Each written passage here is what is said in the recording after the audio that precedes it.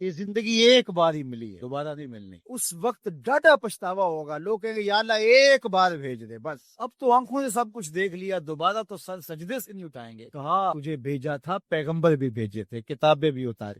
روز مرتے ہوئے لوگ تیرے سامنے تھے، اٹھتے ہوئے جنازے تیرے سامنے تھے، پھیلے ہوئے قبرستان، ڈوبتا ہوا سورج. یہ عارضی دنیا کے کتنے نقشے تمہیں دکھائے، لیکن تو پھر بھی نہ مانا. اب دوسرا یا رب رب ہو کے زلف محمد کی قسمیں کرے، رب رب ہو کے چہرہ انور کی قسمیں کرے، تو میرے امام نے تو قلم توڑ دیا. جس کا حسن اللہ کو بھی بھا گیا، جس کا حسن اللہ کو بھی بھا گیا، ایسے پیارے سے محبت کیجئے. یعنی حسینوں میں حسین ایسے کہ محبوب خدا ٹھہرے. وہ حسن دیا، وہ جمال دیا، وہ خوبصورتیاں دیں کہ انہی کا مقصوم ہے. میں آپ کو بتاؤں کہ حضور کا حسن، حضور کا جمال جہاں آرا، حضور کا چہرہ انور، زلف معنبر، حضور علیہ السلام کا جمال نور، آقا کریم علیہ السلام کی سیاہ نورانی آنکھیں، چمکتی ہوئی پیشانی، لب لالی، خط مشکی، چشم غزالی، سراپا نور حضور کا چہرہ، سر تا بقدم نور ہی نور، ایک ایک عضو نور، نور ہی نور، سراپا نور، نور علی نور. 1,44,000 کے قریب صحابہ نے حضور کو دیکھا، لیکن حضور کا جو حلیہ بیان کرتے ہیں ان کی تعداد 3 درجن سے اوپر نہیں ہے. وہ ایک دوسرے سے پوچھتے تھے حضور کیسے تھے. یار جب دیکھا تھا تو پھر تم ہمیں کیوں پوچھتے ہو. اللہ اکبر. تو 2 باتیں ہیں. ایک تو یہ تھا کہ حضور کو کسی نے جی بھر کے دیکھا ہی نہیں، ہمت نہیں تھی. ہند بن ابی حالہ سے حضرت حسن نے ایک سوال کیا. حضرت ہند بن ابی حالہ حضرت امام حسن اور امام حسین کے ماموں لگتے ہیں. انہوں نے اپنے ماموں سے پوچھا کہ ماموں جان آپ نے تو حضور کو دیکھا ہے، بتاؤ حضور کیسے تھے. یہ سوال ہو سکتا تھا، ماموں پوچھ سکتے تھے کہ تم تو گود میں کھیلتے رہے ہو، تم کیوں پوچھتے ہو. کوئی اور آئے جس نے دیکھا نہیں سنا ہے وہ تو پوچھے تو میں اس کو بتاؤں، تو تم کیوں پوچھ رہے ہو. تو قبل اس سے کہ وہ یہ سوال کرتے، حضرت امام حسن رضی اللہ تعالی عنہ خود ہی بیان فرماتے ہیں کہ میں کیوں پوچھ رہا ہوں، دیکھا تو میں نے بھی ہے. وَأَنَا أَشْتَهِي أَن يَصِفَ لِي مِنْهَا شَيْئًا أَتَعَلَّقُ بِهِ.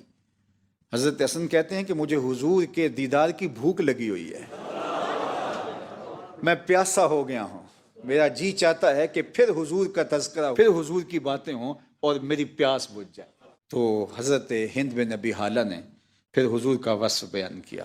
فخمن مفخمن، 2 لفظ بولے، فخمن مفخمن. حضور اپنی ذات کے اعتبار سے سونے تھے، شاندار تھے، باوقار تھے، خوبصورت تھے، روح پرور تھے. حضور کا حسن گہرا تھا، خوبصورتی اور حضور کا جمال دیکھنے والا تھا. ذات کے اعتبار سے حضور سونے تھے. مفخمن، کوئی دیکھتا تو پھر بھی سونے ہی لگتے تھے.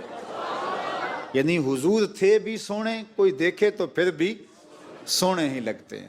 کچھ لوگ ہوتے ہیں کہ وہ خوبصورت تو ہوتے ہیں لیکن دکھنے میں خوبصورت دکھائی نہیں دیتے، اور کچھ لوگ ہوتے ہیں کہ وہ دکھنے میں تو بڑے اچھے لگتے ہیں لیکن کوئی حسن شناس ہو تو وہ کہتا ہے یار تمہیں پیارا لگتا ہے لیکن اس کے نقوش میں مسئلہ ہے، اس کے رنگ میں وہ چمک نہیں ہے. تو کچھ لوگ فی نفس ہی سونے ہوتے ہیں لیکن دکھائی سونے نہیں دیتے، ہوتے فی نفس ہی اچھے ہیں، خوبصورت ہیں. اور کچھ لوگ اتنے سونے نہیں ہوتے، تصویر اصل سے بہتر ہوتی ہے لیکن کیا خوب نقشہ کھینچا حضور کا. کان رسول اللہ صلی اللہ علیہ وآلہ وسلم فخمن مفخمن. حضور تھے بھی سونے اور دکھائی بھی سونے دیتے تھے. اللہ اکبر. معبد کے 2 لفظ ہیں، ابہ الناس احسنہ من بعید واجملہ من قریب. کیا بتاؤں کتنا سونا تھا، دور سے آ رہا تھا سونا لگتا تھا، نیڑے آیا تو اور سونا لگتا. اللہ اکبر. اور حضرت ابو ہریرہ کہتے ہیں کل قمر لیلۃ البدر. حضور کیسے تھے؟ 14ویں رات کے چمکتے ہوئے چاند کی طرح تھے. پھر کہا لم ارا قبلہ ولا بعدہ مثلہ. حضور جیسا نہ پہلے ہوا نہ بعد میں ہوا.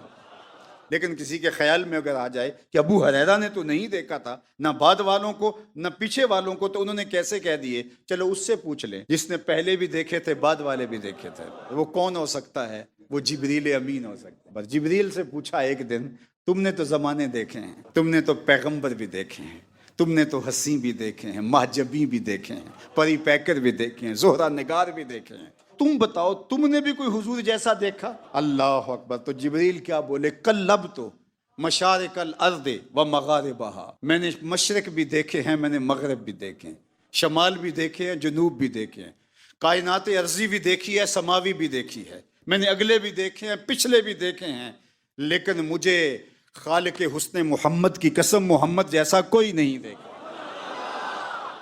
کوئی نہیں دیکھا۔ آفاق ہا گردیدام، مہر بتاں ورزیدام، بسیار خوباں دیدام ولیکن تو چیزیں دیگری۔ میں نے بڑے بڑے سونے دیکھے ہیں، بڑے بڑے مہجبین دیکھے ہیں، بڑے بڑے صاحب جمال دیکھے ہیں، لیکن تیرے خالق کی قسم تو چیزیں دیگری، تو کوئی اور ہی شے ہے، تیرا جمال کوئی اور ہی ہے۔ حسن جیدہ پانی پرے، حسن جیدہ عشق بھی غلامی کرے، حسن جیدہ پانی پرے عشق بھی غلامی کرے، چند سینہ چیر دیوے جدوں اشارہ کرے، جیڑا اونوں ویکھے پھر دل نوں سنبھالدا، لب کے لے آواں کتوں سونا تیرے نال۔ زندگی کی مقصدیت کو بیان کرنا ہے۔ ہم اس دنیا پر کیوں بھیجے گئے ہیں، ہمارے آنے کا مقصد کیا ہے۔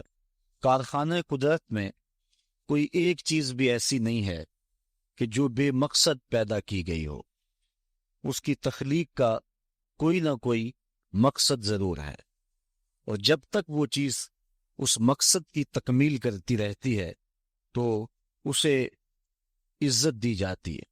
جب مقصد پورا کرنا چھوڑ دے تو اسے کوئی عزت اور کوئی تکریم نہیں دی جاتی۔ یہ مائک ہی ہے، اس کا مقصد ایمپلیفائر تک آواز پہنچانا ہے، اور اس کے ذریعے سے یہ آواز آگے آپ تک پہنچ رہی ہے، لیکن اگر یہ کسی فنی خرابی کی وجہ سے اپنے مقصد تخلیق کو چھوڑ دے اور یہ ایمپلیفائر تک آواز نہ پہنچائے تو پھر اس خوبصورت جگہ پر اس کو سجایا نہیں جائے گا، اس کو یہاں سے اتار کر کے کباڑ خانے میں پھینک دیا جائے گا۔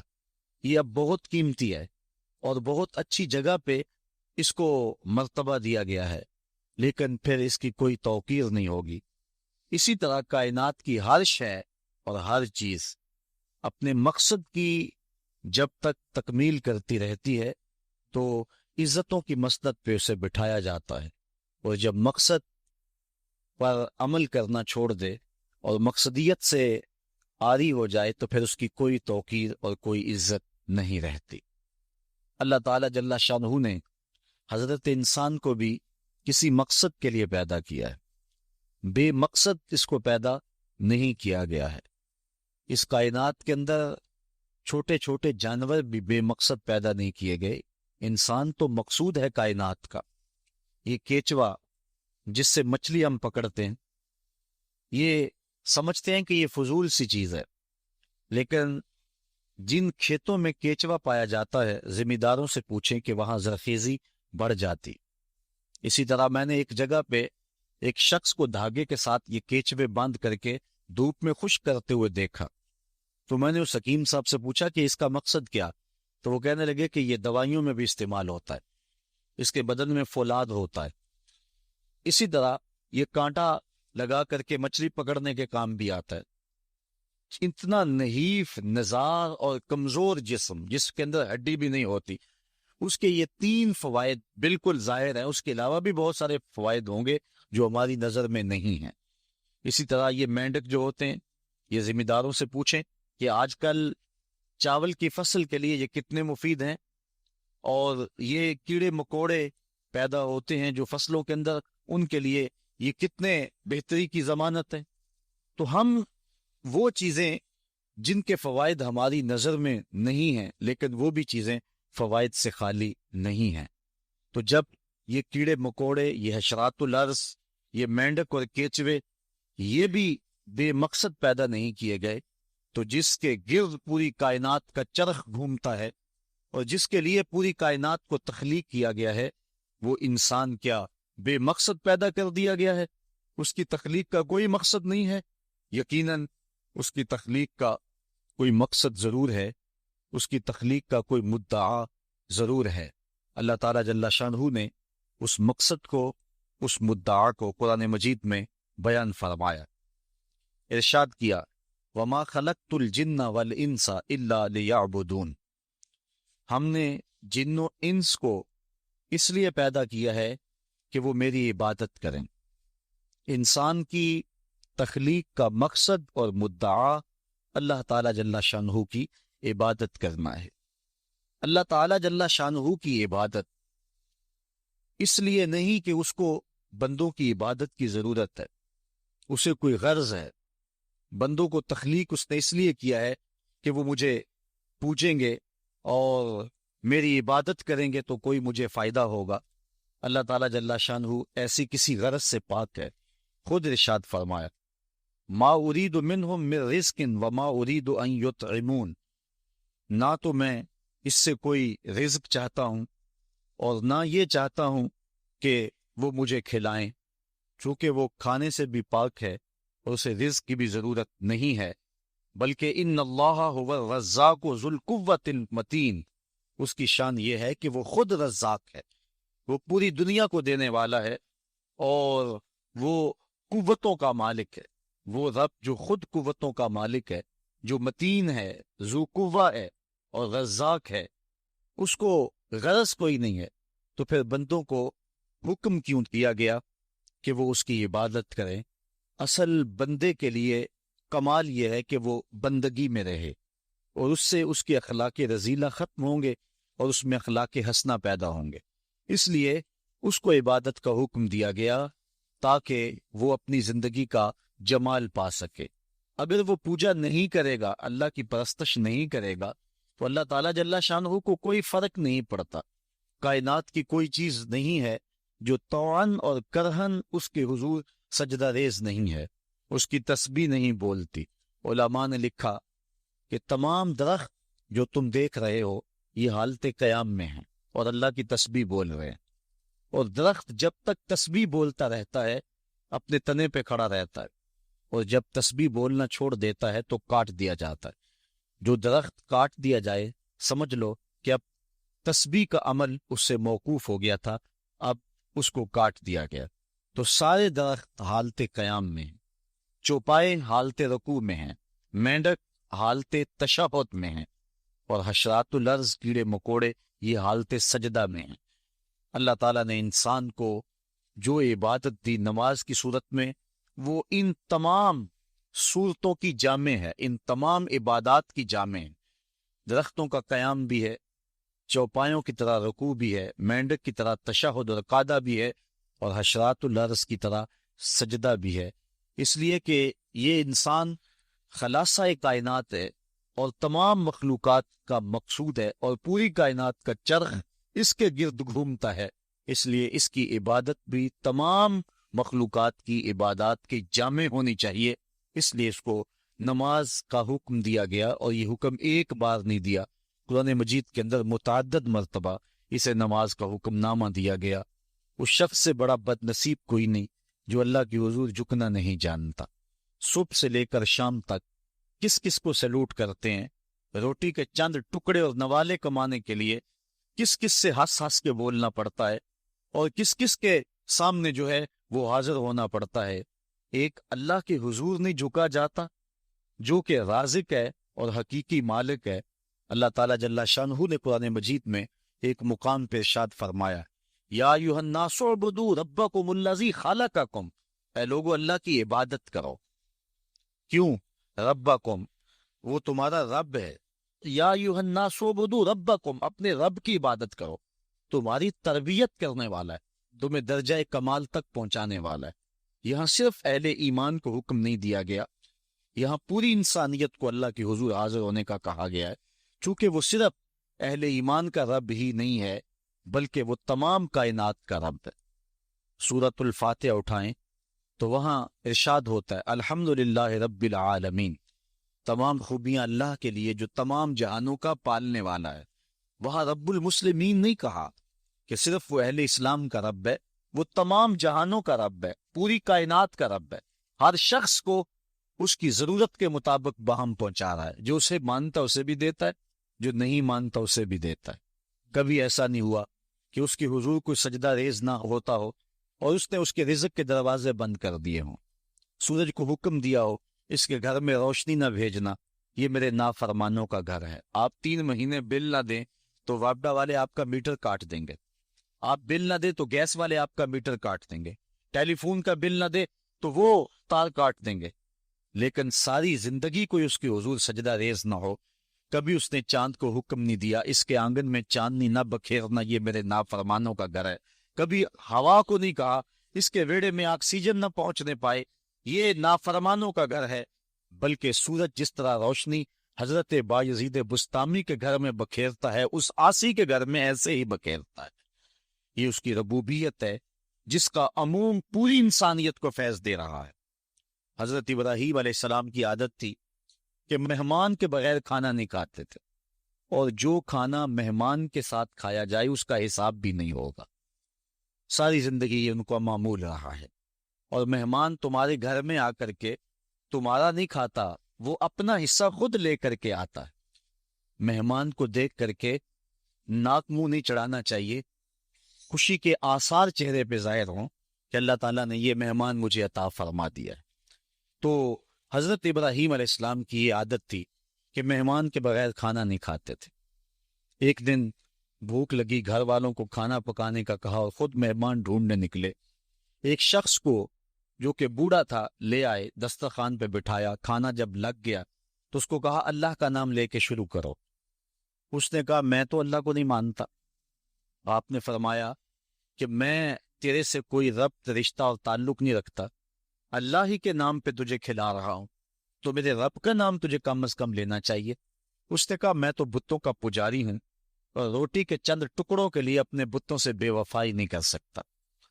آج لوگ چائے کی پیالی پہ دین بیچ رہے ہیں، لیکن دیکھیے وفا کی ریت نبھا گیا نا۔ اس نے کہا کہ میں بتوں سے بے وفائی روٹی کے ٹکڑوں اور چند لقموں کے لیے نہیں کر سکتا۔ حضرت ابراہیم علیہ السلام بولے جب تو اتنا غیرت مند ہے کہ میرے رب کا نام نہیں لیتا اور اپنے بتوں سے بے وفائی نہیں کر سکتا، تو پھر میرا بھی تو کیا لگتا ہے، اگر میرے رب کو نہیں مانتا تو میں تو کھانا اس رب کے نام پہ کھلاؤں گا، کھاتا ہے تو ٹھیک نہیں تو تیری مرضی۔ وہ حضرت ابراہیم علیہ السلام کے دسترخوان سے اٹھ کے چلتا بنا، وہ گیا تو جبریل امین حاضر ہو گئے، سلام دیا، سندیسہ سنایا۔ رب کہتا ہے اے میرے خلیل، تو نے میرا ایک بندہ ناراض کر دیا۔ یا اللہ، وہ تیرا بندہ تھا، وہ تو تیرا نام لینا گوارا نہیں کرتا تھا، اور تو فرما رہا ہے کہ وہ میرا بندہ تھا۔ ارشاد ہوا ابراہیم بتاؤ اس کی عمر کتنی ہوگی؟ یا اللہ 80 سال کے قریب ہوگی۔ کہا اتنا عرصہ ہو گیا نا میں اس کو رزق دے رہا ہوں، تم ایک دن نہیں کھلا سکے؟ اب حضرت ابراہیم اس کو ڈھونڈ رہے ہیں، وہ دور پہاڑ پہ جا چکا ہے، اس کے قریب پہنچے، کہا میاں کھانا ٹھنڈا ہو رہا ہے جلدی آؤ۔ اس نے کہا ایک شرط ہے، تمہارے رب کا نام نہیں لوں گا۔ کہا نہ لینا آؤ۔ تو کہنے لگا لہجے میں اتنا گداز، اتنی نرمی کیسے آ گئی؟ تم تو کہتے تھے رب کے نام کے علاوہ کھلاؤں گا نہیں۔ کہا کہ اسی رب کا ہی تو پیغام آیا ہے کہ میں بھی اس کو دے رہا ہوں۔ اس نے کہا اگر تیرا رب اتنا اچھا ہے تو کھانا بعد میں کھائیں گے، پہلے اس کا غلام بنا لے مجھ کو۔ تو وہ رب ہے سب کا، ہمارا حق ہے کہ ہم اس کی پوجا کریں۔ تو اللہ تعالیٰ جل شانہ نے ارشاد فرمایا یا ایھا الناس اعبدوا ربکم، اپنے رب کی عبادت کرو۔ ایک تو وہ تمہارا رب ہے، اور پھر الذی خلقکم، اس نے تمہیں پیدا بھی کیا ہے۔ توجہ چاہوں گا، کتنی شان ہے کہ اس نے تخلیق بھی کیا اور پھر اس نے تمہاری تربیت بھی کی۔ جو تخلیق بھی کرے اور تمہاری تربیت بھی کرے، کیا اس کا حق نہیں ہے کہ اس کی حضور سجدہ ریزیاں کی جائیں؟ ساری زندگی انسان ماں کی خدمت کرتا رہے تو بتاؤ ماں کی خدمتوں کا بدلہ دے سکتا ہے؟ ماں کے پیار کا صلہ دے سکتا ہے؟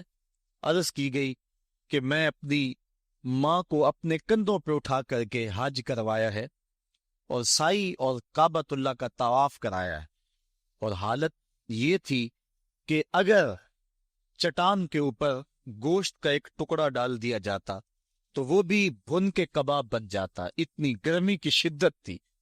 کیا میری ماں نے میری جو خدمت کی، میری کفالت کی، مجھے دودھ پلایا، مجھے جنم دیا، تو میں نے کیا ماں کی خدمتوں کا صلہ دے دیا ہے؟ تو جواب آیا تو نے ابھی اس کی ایک مسکراہٹ کا بدلہ بھی نہیں دیا۔ ماں جب ہنس کے دیکھتی ہے تو جنت کی ساری کلیاں کھل اٹھتی، اور بیٹے کی زندگی ماں کے اس ہنسنے سے جو ہے وہ عبادت ہوتی ہے۔ بیٹے کے لیے ماں کے جو جذبات ہیں، ماں کی جو کہانیاں ہیں، ماں کے سینے میں جو درد کے امٹتی ہوئی ایک کائنات ہے، اس کا کوئی بدل نہیں ہو سکتا۔ ساری زندگی ایک ٹانگ پہ کھڑا ہو کے بندہ ماں کی خدمت کرتا رہے، پھر بھی حق ادا نہیں ہوگا۔ ماں ماں ہوتی ہے، اللہ تعالیٰ جل شانہ نے اس کو وہ درجے عطا فرمائے۔ بیٹے کے ساتھ جو پیار ماں کرتی ہے، بھلا کوئی کر سکتا ہے؟ کوئی اتنی محبت دے سکتا ہے جتنی ماں محبت دیتی ہے؟ ساری زندگی بھی انسان ان محبتوں کا بدل دینا چاہے تو نہیں دے سکتا، چونکہ ماں کے پیار کا کنارہ ہی کوئی نہیں۔ ماں کی محبت کی گہرائی اور گہرائی کو کوئی ناپ ہی نہیں سکتا۔ سمندر کے پاتال تک تو شاید کوئی پہنچ گیا ہو، لیکن ماں کے پیار کا کنارہ آج تک کسی کو نہیں ملا۔ کبھی دیکھا نہیں، جب بچہ گھر سے نکلتا ہے تو دنیا کو عقل و بینش کا درس دینے جاتا ہے، لوگ اس کے ایک ایک جملے کے لیے کان لگائے کھڑے ہوتے ہیں، کوئی ایک لفظ بھی ضائع نہ ہو جائے۔ دنیا کے بڑے بڑے سکالر بڑی بڑی یونیورسٹیوں اور جامعات میں جاتے ہیں اور لوگ ان کی ایک ایک بات کو موتی سمجھ کے قبول کرتے ہیں، لیکن وہ جو زمانے کو زندگی کا درس دینے گھر سے نکلتا ہے، جب گھر سے نکلنے لگتا ہے، ماں دیہات کی رہنے والی ہو یا گلبرگ کی رہنے والی ہو، ماں اس کو کہتی ہے بیٹے سڑک دھیان سے عبور کرنا۔ جو دنیا کو عقل سکھانے جا رہا ہے اس کو اتنا ہی نہیں پتا کہ سڑک عبور کیسے کرنی ہے، لیکن یہ ماں کے پیار کا ایک روپ ہے، یہ ماں کی محبت کا ایک انداز ہے۔ اللہ تعالیٰ نے اس کے سینے میں دھڑکتا ہوا جو دل رکھا ہے اور تڑپتی ہوئی جو ممتا رکھی ہے، وہ ایک مثال بنی ہوئی ہے کہ کسی نے کسی کو کہا کہ میں تیرے پہ راضی تب ہوں گی کہ اگر تو اپنی ماں کا کلیجہ نکال کے لے آئے۔ اس بدبخت نے اپنی اس محبوبہ کی خواہش کو پورا کرنے کے لیے اس اقدام کی تیاری بھی کر لی اور جا کے ماں کا سینہ چیرا اور اس کا کلیجہ نکالا، اور اپنی اس محبوبہ کی خوشنودی کے لیے تیز تیز آ رہا ہے کہ میں اس کو دکھاؤں کہ میں نے یہ کارنامہ بھی سر انجام دے دیا اور یہ چوٹی بھی سر کر لی ہے۔ تو تیزی سے آ رہا تھا، راستے میں ٹھوکر لگی، جب گرا تو کہتے ہیں ماں کے کلیجے سے آواز ہے پتر چوٹ تو نہیں آئی ہے۔ یہ ماں کے پیار کا روپ ہے، یہ ماں کی محبت کا انداز ہے۔ دنیا والوں، ماں کی قدر کو ضائع نہ کرنا، ماں کے پیار کو اور اس کی محبت کا صلہ دے تو نہیں سکتے، لیکن ساری زندگی ماں کی نوکری کرنا اور اپنے باپ کی زندگی کے اندر کبھی بھی نافرمانی نہ کرنا، یہ سعادت مندی اور خوش نصیبی ہوتی ہے۔ حضور نے منبر کی 3 سیڑھیوں پہ قدم رکھتے ہوئے آمین آمین کہا تھا، تو بعد میں پوچھا گیا حضور آپ نے ہر سیڑھی پہ قدم رکھتے ہوئے آمین کہا تو یہ کیا ماجرا تھا؟ فرمایا جبریل آئے تھے، انہوں نے مجھے کہا تھا اس شخص کی ناک خاک آلود ہو جو ماہ سیام رمضان المبارک کو پائے اور پھر کثرت عبادت سے اپنی بخشش نہ کروا سکے، تو میں نے آمین کہا۔ پھر کہا اس شخص کی ناک خاک آلود ہو جو والدین کو بڑھاپے میں پائے اور جنتی نہ ہو سکے ان کی خدمت کر کے، تو میں نے آمین کہا۔ پھر جبریل نے کہا اس شخص کی ناک خاک آلود ہو جس کے سامنے آپ کا ذکر کیا جائے اور آپ پر درود نہ پڑے، تو میں نے آمین کہا۔ تو وہ شخص کتنا بد نصیب ہے جو والدین کو ناراض کر لیتا ہے۔ میں کہتا ہوں ساری کائنات ماں کے قدموں تلے ہے، بلکہ میرے محبوب نے جنت کو ماں کے قدموں تلے قرار دیا۔ الجنت تحت اقدام الامہات، جنت ماں کے قدموں تلے ہیں۔ حضرت بایزید بستامی کہتے ہیں میں نے اپنی ماں کے آگے ہاتھ جوڑے، میں نے کہا امی تیرے حق ادا کروں یا اللہ کے حق ادا کروں؟ 2 ہستیوں کے حق مجھ سے ادا نہیں ہو سکتے، اپنے حق تو معاف کر دے، اللہ کو میں راضی کر لوں گا۔ ماں پھر بھی ماں ہوتی ہے، ماں نے کہا جا بیٹے میں نے اپنے حق معاف کر دیے۔ حضرت بایزید کہتے ہیں میں 12 سال جنگلوں میں گھومتا رہا، ایک دن مجھے خیال آیا بستان کے قریب سے گزر رہا تھا کہ چلتے چلتے ماں کو سلام کر جاؤں۔ دروازے کو دستک دینے لگا تو اس احساس نے ہاتھ روک لیا کہ ساری زندگی ماں کو سکھ تو دیا نہیں، دکھ بھی کیوں پہنچاؤں؟ ماں اب سو رہی ہوگی اور میں دروازہ ناک کروں گا تو ماں اٹھے گی۔ سردیوں کی لمبی رات تھی، میں دروازے کے ساتھ لگ کے کھڑا رہا کہ چلو جب ماں بیدار ہوگی تبھی میں دروازے پہ دستک دوں گا۔ کہتے ہیں جب سحری کا وقت ہوا تو اندر سے جو نالی آتی تھی وہاں سے پانی آیا، میں سمجھ گیا کہ میری ماں تہجد کے لیے اٹھی ہے۔ کہتے ہیں میں نے دروازے کو دستک دی तो अंदर से आवाज आई, बेटा बा यजीद ठहरो, मैं अभी आती हूं। माएं बेटों के दस्तक के अंदाज से भी जानती होती हैं कि ये मेरा कौन सा बेटा दस्तक दे रहा है। 12 साल के बाद दस्तक दी थी और मां पहचान रही है ये किस बेटे के हाथों की लमस है और ये किस बेटे के हाथों की आर्ट है। बार्सिलोना के एयरपोर्ट पे खड़ा था, फ्लाइट अभी लेट थी और वहां कोई हम जुबान मिल जाए तो गनीमत होता है। तो मुझे एक समत ऐसे महसूस हुआ कि जिस तरह कोई मुंह बोली पंजाबी में बात कर रहा है। मैं उठ के उधर लुढ़क गया तो देखा कि वहां कुछ लोग पंजाबी में आपस में गुफ्तगू कर रहे थे। मैं उनके पास जाके बैठ गया तो वो इंडिया के लोग थे। मैंने पूछा कि आप, तो कहने लगे कि ये हमारा दोस्त है, इसको हम अलविदा करने आए हैं। तो मैं उनके पास बैठ के गुफ्तगू शनीद शुरू कर दी। तो वो शख्स कहने लगा कि मुझे 27 साल 3 माह हो गए हैं, मैं इंडिया से आया था लेकिन यहाँ ऐसे मसाइल बनते गए कि मैं जा नहीं सका। उस वक़्त मेरा लड़कपन का ज़माना था और अब मेरे बाल भी सफ़ेद हो रहे हैं, तो मैं 27 साल 3 माह के बाद जा रहा हूँ। और उसने साथ कहा कि पता नहीं मेरे घर वाले मुझे पहचानते भी हैं या कि नहीं। तो मैंने कहा मियाँ, और कोई पहचाने ना पहचाने, माँ तेरे कदमों की आहट से पहचानेंगी कि ये मेरे बेटे के कदमों की आवाज है, ये माँ के प्यार का रूप है। तो बंदा सारी जिंदगी खिदमत भी करता रहे, माँ ने प्यार इतना कर दिया होता है, माँ ने मोहब्बत इतनी दे दी होती है कि उस प्यार का बदल इंसान जो है नहीं दे सकता। इंसान तो देखता है जब होश संभालता है कि मेरी माँ ने मेरे से कितना प्यार किया, लेकिन जब बंदे की होश नहीं होती, माँ उस वक्त जो प्यार करती है, गंदगी से दुतला हुआ बच्चा, और माँ उसको फर्श से उठाती है, पहले चूमती है फिर गलाज़तें धोती है। ये माँ के प्यार का रूप है, ये माँ के प्यार का अंदाज है।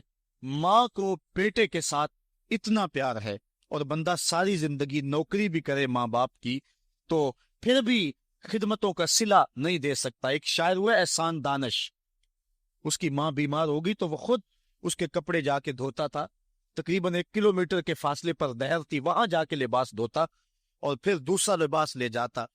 तो उसकी बीवी ने कहा कि ये खिदमत मैं सर अंजाम दूंगी। तो एहसान दानिश ने कहा था कि माँ मेरी है और ये हक मेरा है कि मैं इसकी खिदमत करूं और ये सादत मंदी मेरे हिस्से में आनी चाहिए, मैं किसी और को नहीं दूंगा। ये सादत मंदी होती है औलाद की। तो इंसान जितनी मर्जी खिदमत करके माँ बाप को राजी करने की कोशिश करे वो तो राजी होते हैं, बल्कि नालायक औलाद के लिए माँ बाप की दुआएं और ज्यादा होती हैं। तो इंसान उनकी खिदमत का हक नहीं दे सकता। माँ बाप के इतने हक क्यों हैं? इसलिए कि माँ ने बेटे को जन्म दिया। इस पे मैं आपकी तवज्जो चाहूंगा और आज की इस गुफ्तगू का इसको नुक्ताए उरूज भी समझ लीजिएगा कि माँ इतना प्यार करती है कि जिसका किसी तराजू पे तोल नहीं हो सकता, और उसके प्यार का सिला बदला सारी जिंदगी खिदमत में भी गुजार दें फिर भी नहीं दिया जा सकता। इस कदर माँ के हक क्यों हैं? इसलिए कि माँ ने बच्चे को जन्म दिया है। जिसने जन्म दिया है उसके इतने हक हैं, तो जिस रब ने खलक किया है उसके कितने हक होंगे? जिसने तख्लीक किया है, दस्ते कुदरत से बनाया है, तो फिर उसके कितने हक होंगे? तो मुझे बताइए उस शख्स से बड़ा बदबख्त कोई हो सकता है जो अल्लाह के हुजूर सजदा रेजी नहीं करता? सुबह के वक्त चिड़ियां भी अल्लाह का नाम ले रही होती, हशरातुल अर्ज़ भी रब का नाम पुकार रहे होते हैं, बिल्लों से सर निकालकर जानवर भी अल्लाह का नाम पुकार रहे होते हैं। और उस शख्स से बड़ा बदनसीब जमाने में कोई नहीं है कि जो अल्लाह की हुजूर झुकना नहीं जानता, जो अल्लाह की हुजूर जो है वो इबादत का सर नहीं रखता। तो इरशाद फरमाया, या अय्युहन्नासु उ'बुदू रब्बकुमुल्लज़ी खलक़कुम वल्लज़ीना मिन क़ब्लिकुम। इंसान के दिल में ख्याल आता है कि तुम, मुझे तो वालिदैन ने मुझे पैदा किया। तो फरमाया, अब बताओ तुम्हारे वालिदैन को किसने पैदा किया? अगर कहोगे उनके वालिदैन है तो उनको किसने पैदा किया, फिर उनको किसने पैदा किया, बात हजरत आदम अलैहिस्सलाम तक चली जाएगी। तो हजरत आदम अलैहिस्सलाम को किसने पैदा किया? तुम्हें मानना पड़ेगा, इनकार नहीं कर सकोगे कि वो रब है जो तुम्हें पैदा करने वाला है। माँ के रहम के अंदर कौन नक्शो वंगार देने वाला है? किसने गोश्त के लोथड़े को बोलना सिखाया है? किसने चश्म खानों के अंदर रोशन चराग रख दिए हैं?